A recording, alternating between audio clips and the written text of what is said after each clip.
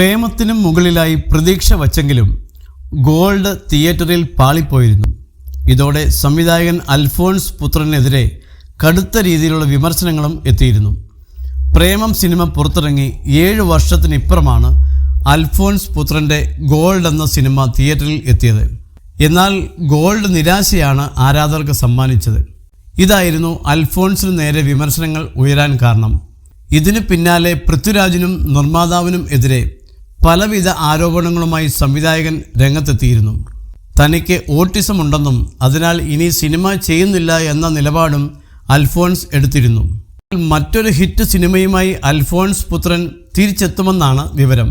നിവിൻ പോളിക്കൊപ്പം വീണ്ടും ഒന്നിക്കുന്നു എന്നാണ് പുതിയ റിപ്പോർട്ടുകൾ.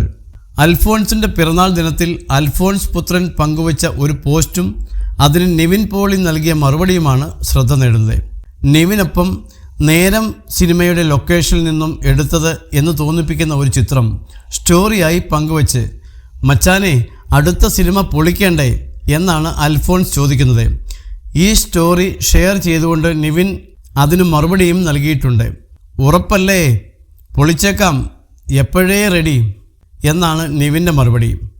ഇതോടെ ഇരുവരും ഒന്നിച്ചുള്ള ചിത്രം ഉടനുണ്ടാകുമെന്ന സൂചനകളാണ് എടുത്തിരിക്കുന്നത്. ഇതിനെക്കുറിച്ചുള്ള ചർച്ചകളും സോഷ്യൽ മീഡിയയിൽ നടക്കുന്നുണ്ട്.